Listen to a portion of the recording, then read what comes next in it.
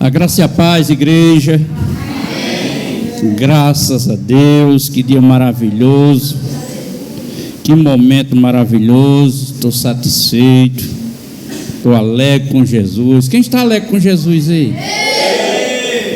Tivemos dia hoje ali no sítio, realizamos o batismo, foi maravilhoso, foi muito gostoso. Deus se fez presente e Ele está presente, amém? Aqui Ele está presente pelo Espírito, o Espírito de Cristo, o Espírito do Eterno. Ele que é responsável pela igreja, de adornar cada um de nós, aleluia. E hoje Ele está aqui para adornar a cada um de nós. E hoje o adorno que Ele trará para nós é pela palavra, aleluia. Palavra do Senhor, glória a Deus, louvado seja o nome do Senhor. Aplauda a Cristo com muita alegria. Glória a Jesus.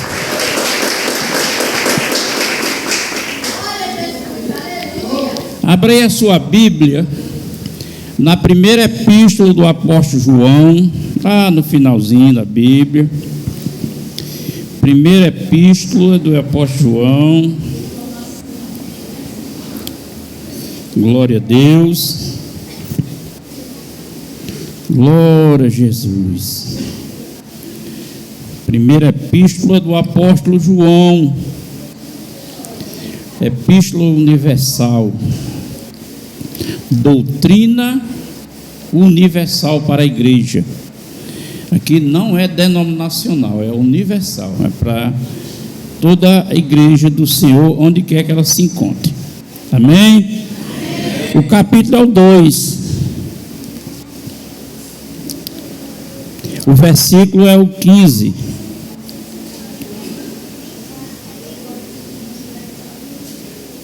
Não ameis o mundo, nem o que no mundo há.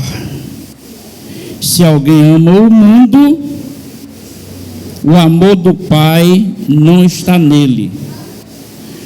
Porque tudo o que há no mundo, a concupiscência da carne, a concupiscência dos olhos, a soberba da vida, não é do Pai, mas do mundo. E o mundo passa, e as suas concupiscências, mas aquele que faz a vontade de Deus permanece para sempre. Diga glória a Deus. Nosso Deus amado e querido, sei que estás presente nesta congregação. Aqui estamos, Senhor, aberto de coração, meu Deus, para que o Senhor possa nos dirigir, nos instruir. Enfim, Senhor, que haja em nós santidade, isso para a glória do Teu santo nome. Nos ajude, Espírito Santo, na compreensão, para que então assim, meu Deus, possamos fazer a Tua vontade. Em nome de Jesus, amém. Dá para vocês dizer glória a Deus? Glória a Deus. Glória a Jesus. João, ele escrevendo, ele fala de um assunto que é o principal assunto do pecado da humanidade. As 3 colunas que sustentam o mundo desde o princípio. Lá em Gênesis, quando 3:6 de Gênesis, ali já iniciou a coluna iniciada quando Eva viu uma fruta. Ela viu a fruta e disse: é boa para comer. Mesmo o Senhor tendo orientado, mesmo o Senhor tendo dito para eles que aquilo não podia acontecer, ainda assim a concupiscência falou mais alto. o desejo da carne falou mais alto. E a soberba da vida falou mais alto, porque Satanás induziu para que ela cresce, acreditasse que se ela comesse, ficaria igual a Deus. A soberba da ostentação, ser igual a Deus, Todo-Poderoso. E nós estamos vivendo um tempo, irmão, que a igreja do Senhor, não sei dizer certo a palavra, iludida por essas 3 colunas que Deus proíbe: a concupiscência da carne, a concupiscência dos olhos e a concupiscência da vida. A concupiscência da carne, o prazer, o desejo maior de se realizar. E nós vemos o mundo aí, ele não quer saber que ressaca vai ter, ele não quer saber quanto custa, não quer saber o risco que vai correr. É certo que o desejo, a concupiscência, deseja se realizar. E aí entra algo que é muito comum no dia de hoje, que poucas pessoas percebem quem está sendo atingido nesse momento, por causa desse valor do mundo, que a concupiscência da carne provoca. Vou mexer com as mulheres. O tal do empoderamento. Um desejo tão grande de se satisfazer, ser igual. Um desejo tão grande de se satisfazer, de se tornar igual. E ela não paga preço, ela se expõe por esse prazer para se realizar. Eu sou empoderada, eu sou dona do meu corpo. E ela destrói o corpo, ela mostra o seu corpo, mostra as suas intimidades, cria várias situações que é até prejudicial para a vida comum na sua velhice. Você vê cada tatuagem, gente. Enquanto a gente nova é bonitinho, mas deixa ficar velho. E tatuagem nas costas, na nuca, quem vê? E aí, mas é um desejo de se realizar. É uma coluna que sustenta o pecado no mundo, que Deus proíbe. Mas a gente vê um disparate. Não é questão de ter sentido, é questão de acompanhar as modas. É pince de todo jeito, é fura aqui, fura ali, coloca aqui, coloca ali. É um desejo exacerbado de se realizar. Se você for ver, então é uma coluna. E essas colunas que João fala, o desejo da concupiscência dos olhos, a vontade de possuir. Vai passando em frente a uma loja de liquidação, não pode comprar, mas eu vi, ficou tão bem. Olha na internet, vendas de roupas. Existe a tal da moda cristã, gente, misericórdia. Aquela moda cristã de hoje em dia é para quem tem corpinho. Mas a pessoa vê a roupa, aí é cristã. Aí emburaca, compra uma roupa cristã e a pessoa é cheia de curva, cheia de marca, aí a cor fica. Porque a cobiça dos olhos, o desejo de possuir. E Deus diz: o amor do Pai não está nisto. O prazer da vida, a concupiscência do prazer, o prazer de ostentação. A igreja brasileira vive isso. Todo mundo quer aparecer ostentando, os líderes. Eu começo com ele, ostentando. Não há que se submeta à moderação, a viver a simplicidade, a modéstia. Não, eu sou filho do papai, eu tenho que ostentar. Então eles usam o meio como se fosse o fim. Agora nós precisamos entender por que Deus, usando o apóstolo João, diz: não ameis o mundo. Nós precisamos entender que mundo, o que é isso?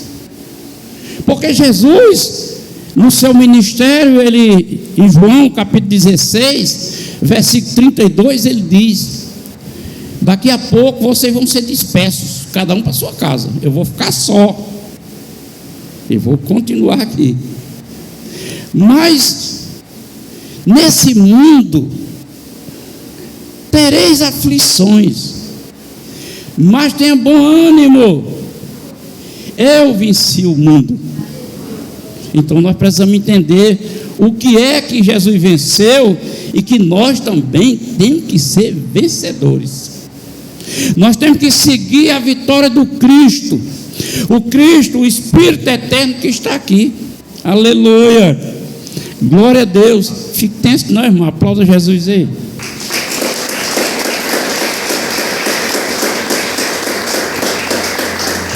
Jesus disse que amou o mundo, Deus amou o mundo de tal maneira que deu o seu Filho unigênito, para que todos que nele creem não pereçam, mas tenham a vida eterna. Agora, o mundo que Deus amou é a sua criação, e dentro da criação estamos nós, que é a coroa da criação. Nós somos a coroa da criação. Dentro das tais da criação, ele amou a coroa,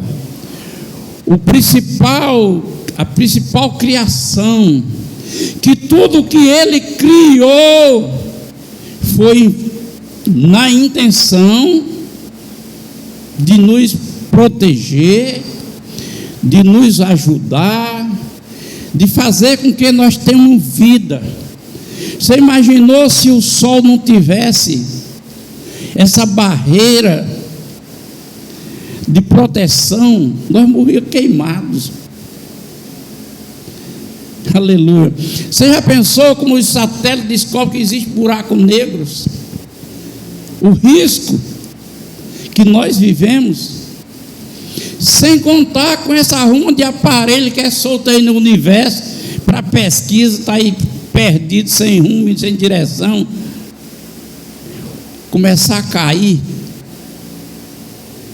Mas Deus criou a gravidade para evitar, para explodir. Vem um aparelho aí de 10 metros, não sei quantas toneladas, quando bater na parte da gravidade, ele papoca todinho. Por causa de quem? De euzinho e de você. Aleluia! Entenda, irmão, com a grandeza que é o Senhor. Então ele amou o mundo, nós devemos amar essa criação, o universo, as plantas, essas coisas, mas não amar aquilo que Deus proíbe. Aquilo que Deus proíbe nós não podemos amar. E Jesus viveu isso, irmão. Quando ele disse: olha, eu venci o mundo, você tenha ânimo, porque eu venci o mundo. Você tenha ânimo. Ânimo é uma predisposição que existe em cada pessoa. Tem uns mais esmorecidos, mais moleirão, mas tem uns que pelo que ele acredita, pelo aquilo que ele põe fé, ele não esmorece fácil. Ele adquire força na fraqueza, como Paulo diz.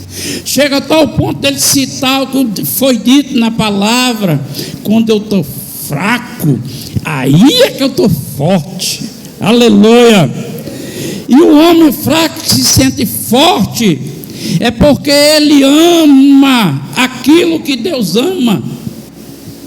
E quando a igreja aprender a amar aquilo que Deus ama, então valoriza, se valoriza.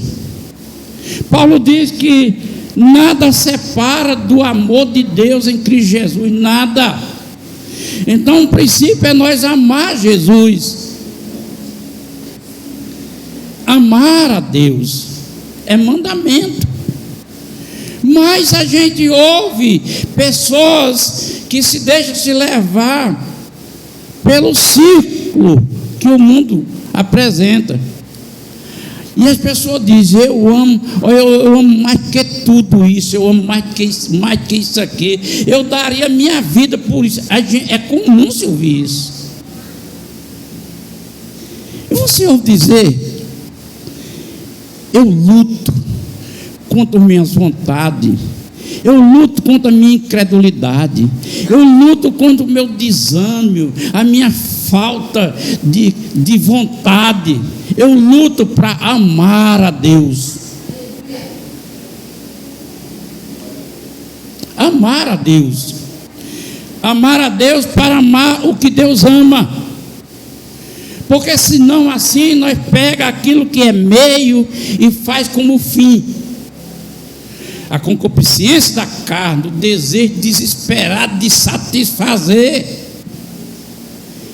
E você vê quando é uma coisa para o seu benefício próprio.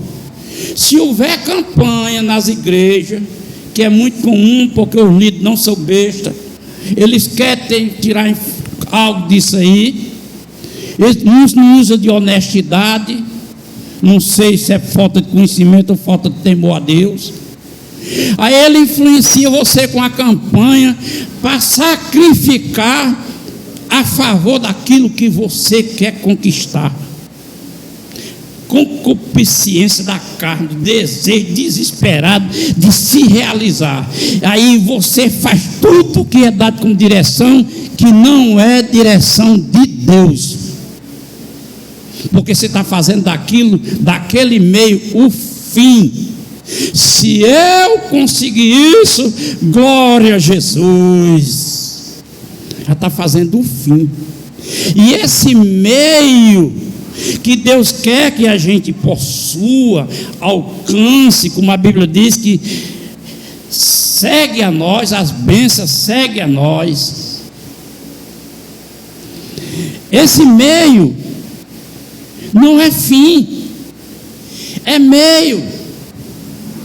E o que significa isso? Não, aqui já passou pessoa na igreja que disse assim: pastor, eu ganho uma merrequinha de nada vendendo umas coisinhas, e eu quero ser dizimista, mas eu queria que o senhor orasse para eu aumentar meu ganho. Irmão, Deus promete, vamos. E então, da merrequinha ela passou para um salário, de um salário passou para mais de um salário, quase 2, e passou de 2, ela já passou a ouvir menos culto e já não cumpriu o compromisso que ela disse que ia cumprir, porque ela pegou o meio e fez um fim. Eu alcancei aquilo que eu queria, mas na verdade aquela que ele conseguiu não é o fim, é o meio que Deus deu a ela para ser abençoada e abençoar a igreja, abençoar um irmão, abençoar a família. E quando perde, não sabe o que foi que aconteceu. Esse exemplo eu tenho aqui. Aleluia. Glória a Deus. Vocês estão tristes ou estão alegres, irmão? Aleluia, pois abre o coração aí que o Espírito Santo, o Eterno, está aqui e ainda tem mais algo para falar para nós, porque hoje é noite dele nos adornar, porque nós esperamos algo muito precioso, nós esperamos Jesus Cristo, Ele está vindo aí. Aleluia.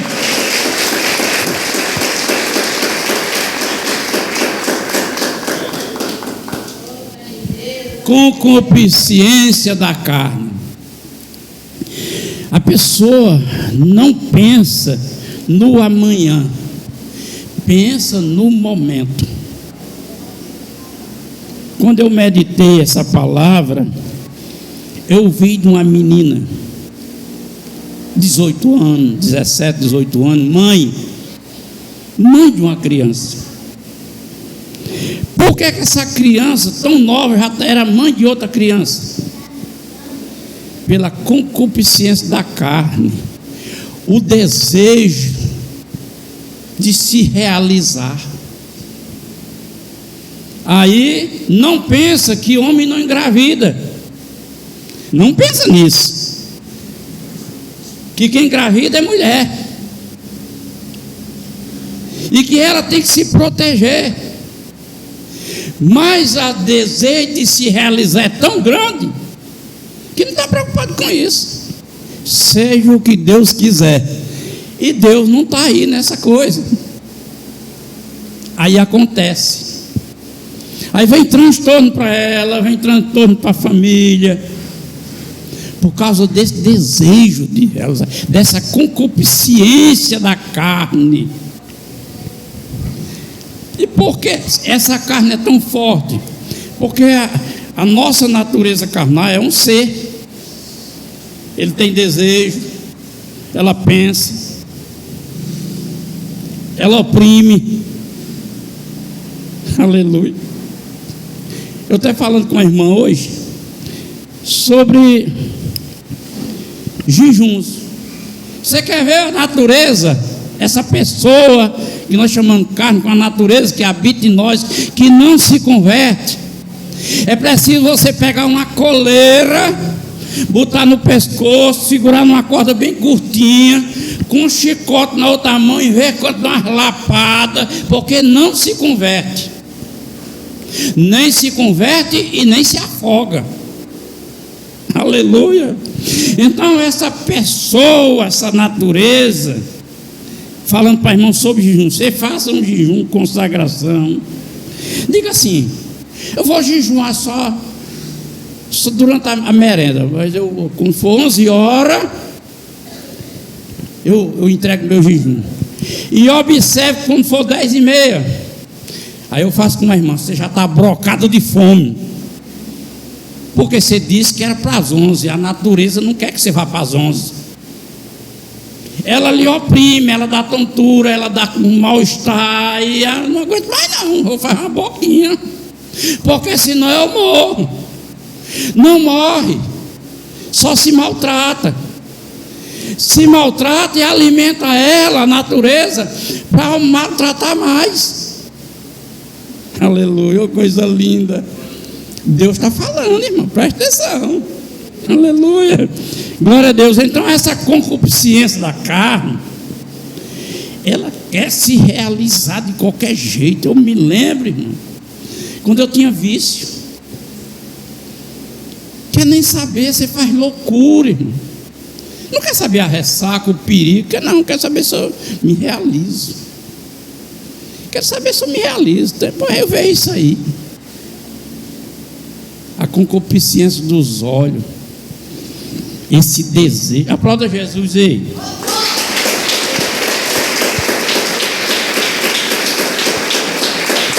A concupiscência dos olhos, o desejo de possuir. Eva, olha para a fruta, é boa, aos meus olhos é boa para comer, possuir, se realizar, tomar posse. Esse relógio vai ser meu. Qual é a necessidade de você ter esse relógio? Analise. Aí, não, eu vi na casa de fulano um reloginho dele, eu gostei tanto. Em nome de Jesus, olha o olho gordo. Em nome de Jesus, esse relógio vai ser meu. Ainda uso o nome de Jesus, né? Nessa olho gordo da concupiscência dos olhos. essa vontade de possuir, de fazer do meio o fim. Eu vou alcançar só para mostrar. Eu vou lá para o altar dar testemunho, porque a vitória é minha. É sua vitória? Dessa forma? Aleluia. O Evangelho é poder de Deus para salvar o homem. A natureza da carne não se converte, mas nós temos um espírito que Deus deu, que está aberto para receber do Espírito do Eterno a energia, a porção, o alimento, o fogo, a força. Aí você está pronto. Aí disse: agora carne, natureza, vou botar uma coleira daquelas que botam em pitbull e segurar bem curtinho. Você presta atenção que eu vou andar com um chicote na outra mão. Não estribuche não dê trabalho não. Mas quando é que chega essa condição? Quando eu entendo que Deus me ama, para eu corresponder esse amor, para que eu tenha saúde espiritual, porque nós nos preocupamos com a cãibra, com a dor, com isso, e vamos orar. Devemos, e precisamos ter o físico curado. Ah, pastor, eu quero ser curado porque o Espírito Santo não habita em corpo sujo. Em corpo sujo, não é doente não, é corpo sujo. E quem suja o corpo é um pecado de uma dessas colunas. O corpo não é a matéria, é o que você representa como membro da igreja. O seu corpo é membro da igreja, então ela tem que ter saúde espiritual, aleluia, para que o Espírito Santo repouse, ministre em nossas vidas, e com saúde espiritual nós temos maturidade. Glória a Deus. Concupiscência da vida, a ostentação. Eu vi uma pessoa agora recente, eu não sei se aquela fala dessa pessoa foi traumas, eu não sei se foi vergonha. Eu disse: você está congregando em tal lugar? Ela disse: estou indo mais não. Por quê? Porque, pastor, lá pessoas andam nos trinques, olha, tudo, falta pisar no chão. Aí a gente chega simplesinho, é todo mundo. É uma ostentação só. A igreja, vista com o olhar de uma pessoa que participa.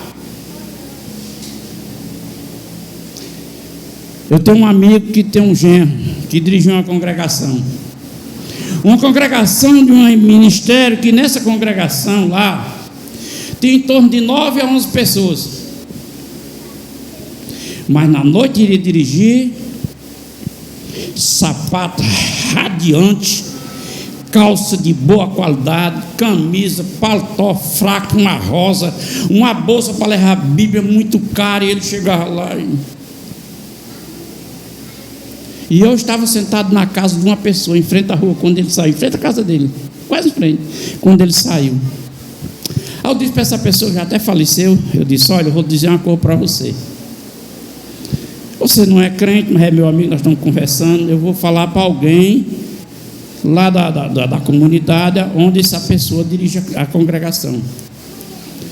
Antes de um ano, a igreja desiste de ir para a igreja.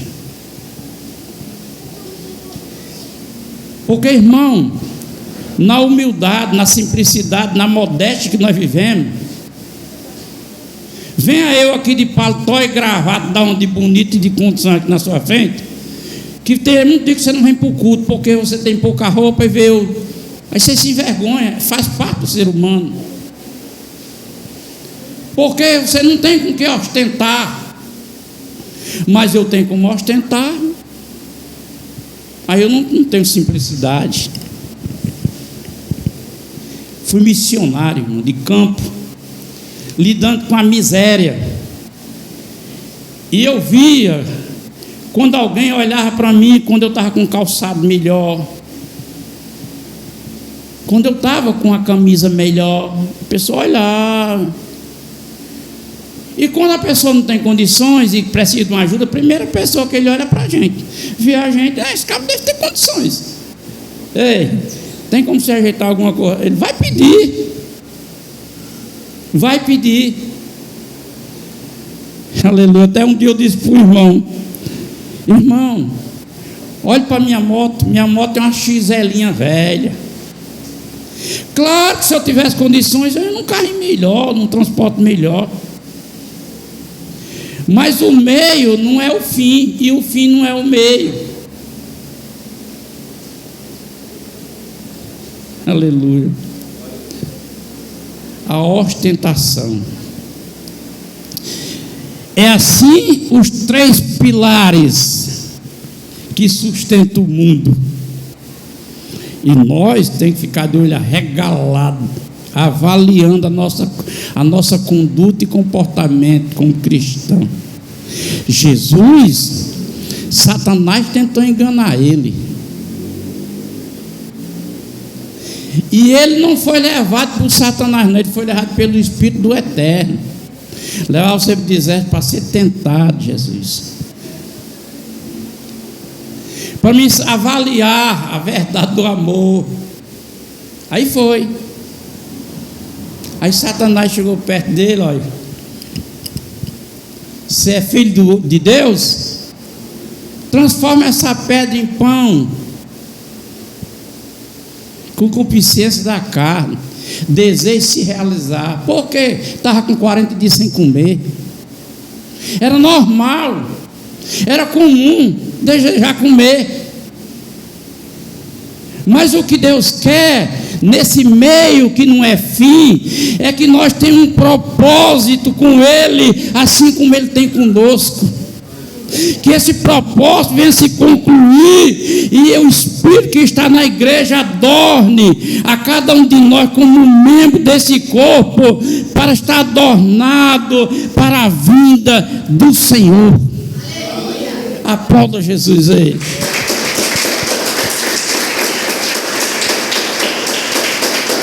Olha, Jesus, tu é filho de Deus, vai ficar passando fome. Já vi muito dentro das igrejas dizer: você é filho de Deus, você não é para passar precisão, não. Quando existe isso na palavra, gente?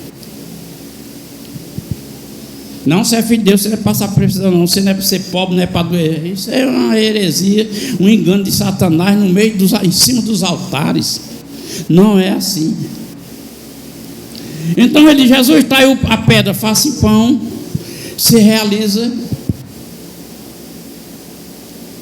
Faz uma realização de se alimentar. Jesus, não, nem só de pão viverá o homem. O homem vive é da palavra de Deus. Palavra como essa, que estão abrindo seus olhos, abrindo nossos olhos. O Espírito Santo está lá em Apocalipse, fala: compra o colírio para os olhos. Hoje o Espírito Santo trouxe colírio de graça para colocar nos nossos olhos, para abrir para essa verdade, para que nós estejamos prontos para esse encontro maravilhoso. Aí está lá Jesus com muita fome, velho. E Satanás disse: ele não caiu nessa não. Esse pilar não deu certo não. Vou pegar outro pilar. O pilar dos olhos. Concupiscência dos olhos. Jesus, pula daqui de cima, rapaz. Pode pular.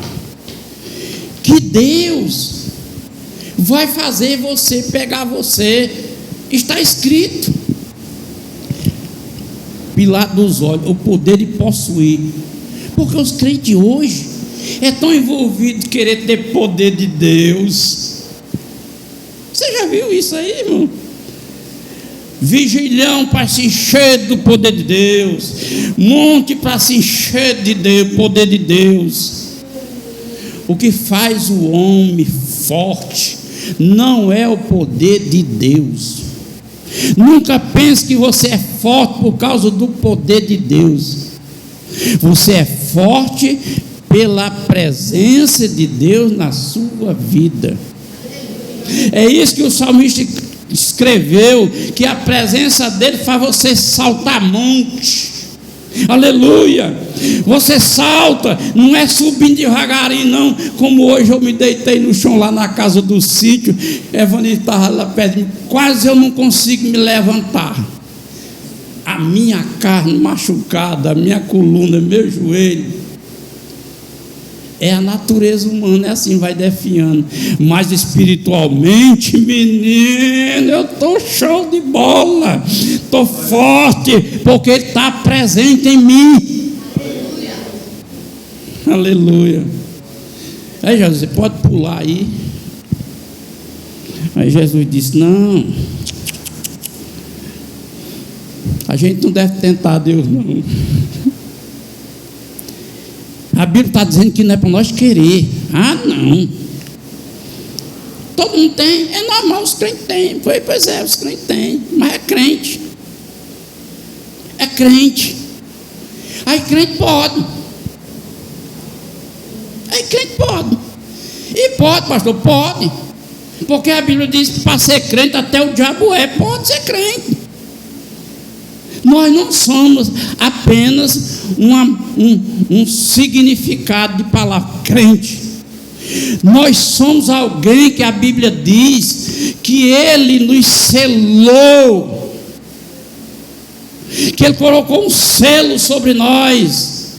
Nós temos uma identidade, nós temos uma origem, nós temos uma cidade, nós temos uma mansão e nós temos um Senhor, e esse Senhor está aguardando você. Glória a Deus. Aí Satanás, mas vixe, rapaz, esse camarada não quis concupiscência dos olhos, não quis concupiscência da carne. Vou partir para o maior prazer da vida, a maior ganância da vida, a ostentação. Subiu com ele e disse, olha aí, a grandeza disso tudo aí. Se você se curvar, eu dou tudo para você. O que é que ele estava dando?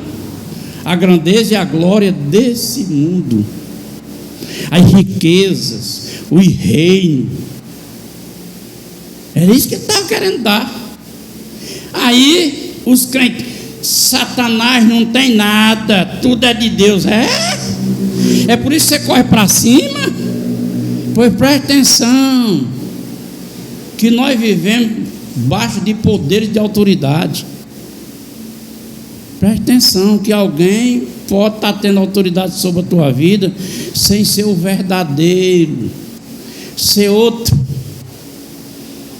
Aleluia. Aí Jesus, não. Eu só adoro o Pai. Quer dizer, o meu amor é exclusivo para Ele. Estou preocupado com isso aqui não. Aleluia. Aí o texto sagrado diz, Lucas escreve desse jeito, e Satanás se retirou por um pouquinho de tempo. Por que ele não se retirou definitivo? Porque ele viu que o filho primogênito não caiu na artimanha dele. Mas tem outros filhos de doação que eu vou voltar para tentar, que somos nós. Que aí eu vou tentar iludir, apresentar a concupiscência dos olhos, a concupiscência da carne e o prazer da vida, a ostentação, e pode até ele querer. Aí como a gente, muitas das pessoas vem de uma vida modesta que nunca teve. Velho, passou uma pessoa por aqui que ela sonhava com campanha de prosperidade. Eu dizia, não, Marcos, não é assim não, isso não segura a gente não. E hoje essa pessoa infelizmente é desviada, e tantas campanhas de prosperidade fez, investiu, não funciona, porque está querendo o meio como o fim, e o fim não é o meio, nem o meio é o fim. Aleluia. O fim não é o meio.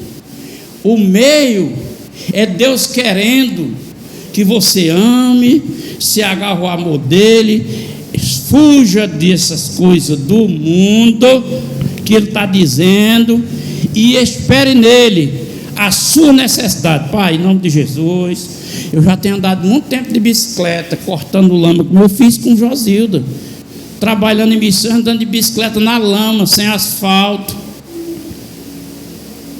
Entendeu? O Senhor me ajuda, me dê alguma coisa melhor. Comprei uma XLinha velha. Deus foi preparando. E Ele foi preparando. Ele foi fazendo o que Mateus escreveu nas solicitudes e na busca do reino.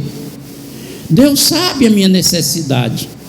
E quando Ele encontrar a razão da minha necessidade, Ele vai dar. Tranquilo e calmo, Ele vai dar jeito. Quando eu iniciei esse ministério, a primeira reunião que eu fiz, aqui tem poucas pessoas da primeira reunião, eu disse, gente, eu preciso de vocês na compreensão e na confiança. O meu desejo é o melhor de Deus para vocês. Mas vocês têm condições, têm liberdade de me questionar. Não a hora de um culto, dizer que Deus está mandando eu dizer, não. Uma escola bíblica, numa conversa. E se questionar. Se você tiver base bíblica para questionar. Se você não tem a base bíblica, você pede, pastor, agora me diga. Aqui passa uma pessoa que fazia isso comigo. Ei, pastor, não entendi aquilo não. Para mim, meu entender é outra coisa. Aí eu dizia, era. Pois então vamos sair daquilo aqui, do que você está vendo que eu falei aqui. Vamos buscar referência no outro canto da Bíblia, que é assim que se confirma a verdade. Vamos passar, está vendo aqui o que está dizendo sobre isso? Olha, está dizendo sobre isso. Então a verdade é isso aqui mesmo. Ah, tá certo. Pronto, resolvia. A pessoa se convencia. Porque Deus não quer, irmãos, pegar a sua palavra, a sua vontade, tudo que é Ele e dele, e enfiar em nós de goela abaixo, não. Ele não tem interesse nisso, não, irmão. Ele quer que você tenha conhecimento, que você tenha desejos dele. Eu quero aprender. Um irmão, eu nunca tive a intenção de ter ministério. Ministério que eu digo assim, ser pastor e ser presidente do ministério, eu nunca tive. Isso já aconteceu, eu considero um trabalho de Deus, que da forma que foi, porque Deus sabia de mim. Eu não tenho vaidade por título, por ganância, de nada. Mas um irmão, eu coloquei um programa de rádio e eu fiz um papelzinho chamado Semente no Reino, R$10. Isso, no começo 22 pessoas me ajudavam. Depois baixou para 18, foi baixando, e dessas pessoas ficou um, até hoje, tem 19 anos, até hoje. E foi justamente essa pessoa que perguntou, ele era de outra denominação. Aí perguntou, ô pastor Epitácio, ele sabia da minha consagração. Ô pastor Epitácio, foi Deus que mandou o senhor abrir uma igreja? Eu disse, não. O quê? Deus mandou o senhor abrir a igreja? Não. Eu disse, meu irmão, pelo amor de Deus, pastor, Deus não mandou não? Eu disse, não. Ele disse, e aí? Eu disse, ele preparou a instituição, a igreja, pelo fato do meu chamado a minha visão não se encaixava. Não se encaixava. E outra igreja. Aí ele disse: pô, eu vou dar um povo que pense, queira e viva assim como você está tendo. Aí me deu. Ele falou. Aí agora eu fui me preparar, fui estudar, fui me preparar para ter a habilidade, porque uma das coisas que o obreiro tem é saber manejar a Bíblia sem se envergonhar. Ele tem que saber da Bíblia. Quem assistiu a aula sexta-feira aqui? Você viu que maravilha? Eu peguei da leitura da intérprete da revista e eu peguei as codificações do que ela falou e eu fui mostrar dentro da Bíblia o fundamento daquilo. Então eu sei manejar, eu tenho conhecimento para isso. Aí ele disse: aí Deus, não muda não. Mas agora eu estou na frente, porque ele preparou. E quando eu vim para cá, na minha consagração, os pastores disseram: primeiro eu estava com AVC. No outro dia veio um pastor aqui em casa, chamou Josinho e disse: pastor, pelo amor de Deus, eu sou da área da medicina, convença o seu marido. Fiquei muito preocupado com a consagração dele essa noite. Ele vai morrer. Você lembra bem? Vai morrer. E o que mais escandalizou ele foi na reunião com os pastores, que eles foram me interpelar em algumas coisas a respeito da convenção, o que precisava, e eu estava com AVC. Aí eu disse: já é a segunda ofício, já é o terceiro ofício. Vou falar com vocês e com ele para me consagrar. 30 dias depois, se eu não tiver bonzinho aqui, desfaz tudo.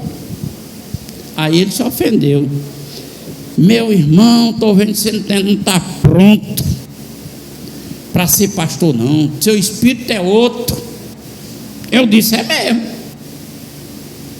Porque você querer obrigar Deus? Eu disse: eu não estou dizendo que vou obrigar Deus, eu estou dizendo para os representantes da convenção que com 30 dias eu estou curado, mas não é porque eu vou obrigar Deus, mas eu vou obrigar a Satanás que tem me atingido, para que essa bênção não aconteça na minha vida. Eu vou amarrar ele, expulsar ele, e dentro de 30 dias eu estarei, com 30 dias eu estava curado.